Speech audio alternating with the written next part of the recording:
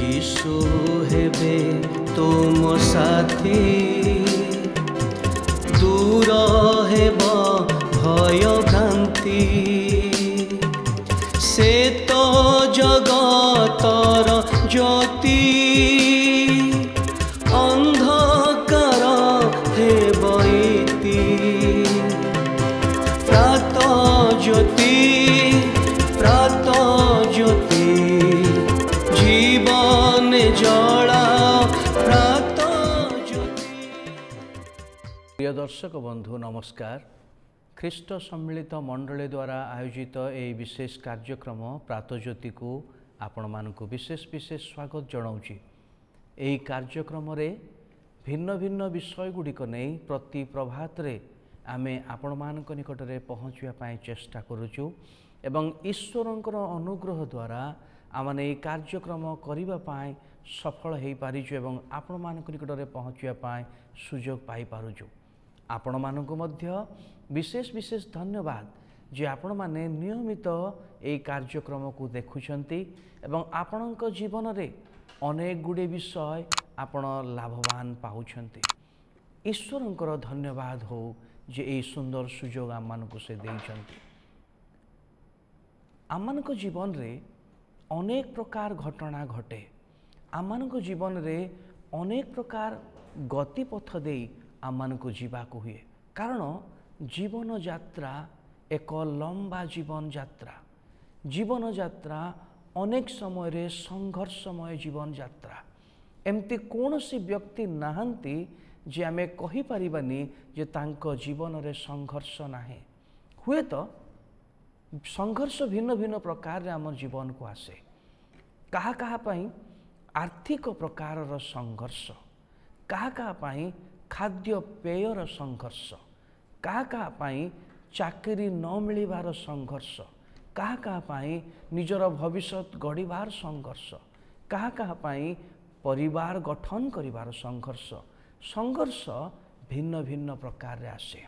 किंतु मोर प्रिय दर्शक बंधु माने ए जीवन यात्रा बड़ संघर्षपूर्ण एवं एथिपाई आमे निश्चित भाव में अच्छु एवं ए संघर्ष मध्य दे आमन को जीवाकू ही हब। कारण अनेक समय रे संघर्ष को नियंत्रण करि न पारिबारु आमे अनेक समय रे विफल हो जाओ आम जीवन रे। आमने अनेक समय रे जीवन को हारिबार एक निष्पत्ति बा भूल निष्पत्ति आमने नहीं जाओ। मोर प्रिय दर्शक बंधु माने आजिर आलोचना रे युवा युवती मानक उत्साहित करिबा पाई एक विषय निजर पथ को मनोनीत कर। आजिर चिंता मध्य दे आमे जीवा बेले जदि आपण माने युवा युवती अटंती जेतेबेले आपणकर जीवन यात्रा को आपण आरंभ करिसंती एवं एई जीवन यात्रा रे अनेक प्रकारर संघर्षर सम्मुखीन हेउछंती तेबे एई संघर्ष को आड़ेइबा पाई प्रथमे आपण को निजको दृढ़ हबाकू हबो एवं तापरे एक विशेष कार्य करिबाकू हबो। कारण जदि बा आमने मनुष्य जदि बा आमनकर दायित्व अछि जदि बा आमनकर कर्तव्य अछि एवं पदक्षेप नबार अछि तथापि आमने निज द्वारा सृष्ट नहु आमने ईश्वरंक द्वारा सृष्ट एवं एथिपाई एक अदृश्य ईश्वरंकर शक्ति आममानक पछरे अछि एवं ताहा आममानकु साहाय्य करे। केतेबेले ना जेतेबेले आमे निरुत्साहित हो जाऊ जेतेबेले आमे संघर्ष को सामना करि पारुना अनेक समय रे पाठ पढ़िबार संघर्ष, अनेक समय रे चाकरी न मिलिबार संघर्ष, अनेक समय रे उपयुक्त पात्र किबा पात्री जहाँ मानक पाए आवश्यक से प्रकार विषय न मिलिबार संघर्ष, अनेक समय रे बयस गड़ी जिबार भय एवं संघर्ष। किंतु ए जीवन यात्रा अर्थात संघर्षपूर्ण जीवन यात्रा रे जणे आपण को साहाय्य करि परिबे जदि आपण तांको स्मरण करिवे। कारण प्रत्येक विषय रे जदि समस्या अछि प्रत्येक समस्यार समाधान मध्य अछि। मोर प्रिय दर्शक बंधु माने एहा मु आपण मानकु उत्साहित करिबा पाई कहूची ଆପଣଙ୍କୁ ପ୍ରେରଣା ଦେବା ପାଇଁ କହୁଛି। ଯଦି ଆପଣ ବିଶ୍ୱାସ କରନ୍ତି, ଯଦି ଆପଣ ଚେଷ୍ଟା କରନ୍ତି, ତେବେ ନିଶ୍ଚିତ ଭାବରେ ଏକ ଅଦୃଶ୍ୟ ଶକ୍ତି, ଈଶ୍ୱରଙ୍କର ଶକ୍ତି ଆପଣଙ୍କର ଗତିପଥକୁ ସମାଧାନ କରିଦେବ। ପବିତ୍ର ଶାସ୍ତ୍ର ବାଇବଲରୁ ଏକ ଗୁରୁତ୍ୱପୂର୍ଣ୍ଣ ପଦ ମୁଁ ଆପଣଙ୍କ ପାଇଁ ପଢ଼ିବି, ଯାହା ଆମମାନଙ୍କର ଜୀବନ ଯାତ୍ରାରେ ବା ଯେଉଁ ପଥ ଆମେ ମନୋନୀତ କରିଛୁ, ଯେଉଁ ପଦକ୍ଷେପ ଆମମାନେ ନେଇଛୁ, ସେହି ପଦକ୍ଷେପରେ କି ପ୍ରକାରେ ଆମମାନେ ସଫଳ ହୋଇପାରିବା, ଆମମାନଙ୍କର ଇଚ୍ଛା କେମିତି ପୂରଣ ହେବ, ସେଥିପାଇଁ ଆମମାନେ ଯେ ପ୍ରକାର ଯତ୍ନବାନ ହେବା, ଏଥିପାଇଁ ଏହି ପଦ ଆପଣଙ୍କୁ ସାହାଯ୍ୟ କରିବ।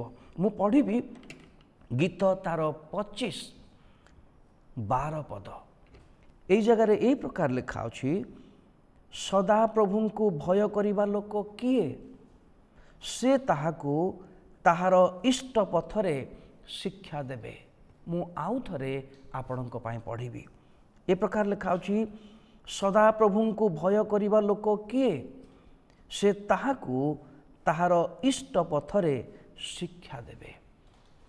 ଯେଉଁମାନେ ସଦାପ୍ରଭୁଙ୍କୁ ଅର୍ଥାତ୍ ଈଶ୍ୱରଙ୍କୁ, ଯିଏ ଆମ୍ଭମାନଙ୍କୁ ସୃଷ୍ଟି କରିଛନ୍ତି, ଯିଏ ଆମ୍ଭମାନଙ୍କୁ ତାଙ୍କର ପ୍ରତିମୂର୍ତ୍ତିରେ ସୃଷ୍ଟି କରିଛନ୍ତି ଏବଂ ଏହି ଜଗତରେ ରଖିଛନ୍ତି, ଏହି ଯୁବା ଯୁବତୀ ଅବସ୍ଥାରେ ଆମେ ଯେଉଁ ପଥ ମନୋନୀତ କରିଛୁ ଉତ୍ତମ ପାଇଁ, ଯେଉଁ ପଥ ମନୋନୀତ କରିଛୁ ଏକ ଲକ୍ଷ୍ୟସ୍ଥଳରେ ପହଞ୍ଚିବା ପାଇଁ, ହୁଏତ ଆପଣ ଜଣେ ଇଞ୍ଜିନିୟର ହେବା ପାଇଁ ପଦକ୍ଷେପ ନେଇଛନ୍ତି ଏବଂ ଏକ ଯାତ୍ରା ଆରମ୍ଭ କରିଛନ୍ତି, ହୁଏତ ଆପଣ ଜଣେ ଡାକ୍ତର ହେବା ପାଇଁ ମନୋନୀତ କରିଛନ୍ତି ପଥ ଏବଂ ସେହି ଲକ୍ଷ୍ୟସ୍ଥଳକୁ ଆପଣ ଗତି କରୁଛନ୍ତି, ହୁଏତ ଆପଣ ଅନ୍ୟ କୌଣସି ଚାକିରି କରିବା ପାଇଁ ପଦକ୍ଷେପ ନେଇଛନ୍ତି ଏବଂ ଆପଣ ଲକ୍ଷ୍ୟସ୍ଥଳକୁ ଦୌଡ଼ୁଛନ୍ତି, କିମ୍ବା ଆପଣଙ୍କର ବୈବାହିକ ଜୀବନରେ ଏକ ନୂତନ ଯାତ୍ରା ଆରମ୍ଭ କରିଛନ୍ତି ଏବଂ ଏହି ଯାତ୍ରାର ସମୟରେ ଆପଣ ସଂଘର୍ଷର ସମ୍ମୁଖୀନ ହେଉଛନ୍ତି। କିନ୍ତୁ ସଂଘର୍ଷ ମଧ୍ୟ ଦେଇ ଯାଉଥିବା ବେଳେ ଗୋଟିଏ କଥା ମନେ ରଖନ୍ତୁ, ପବିତ୍ର ଶାସ୍ତ୍ର ଆମମାନଙ୍କୁ କହେ ଯେ ସଦାପ୍ରଭୁଙ୍କୁ ଭୟ କରିବା ଲୋକ କିଏ? ସଦାପ୍ରଭୁଙ୍କୁ ଯେଉଁମାନେ ଭୟ କରନ୍ତି, ଈଶ୍ୱରଙ୍କୁ ଯେଉଁମାନେ ଭୟ କରନ୍ତି, ସେ ସେମାନଙ୍କର ଗତିପଥରେ ବା ସେମାନେ ଇଚ୍ଛା କରୁଥିବା ପଥରେ ସେମାନଙ୍କୁ ଶିକ୍ଷା ଦିଅନ୍ତି, ପ୍ରେରଣା ଦିଅନ୍ତି ଏବଂ ସେମାନଙ୍କର ସଂଘର୍ଷକୁ ସମାଧାନ କରନ୍ତି।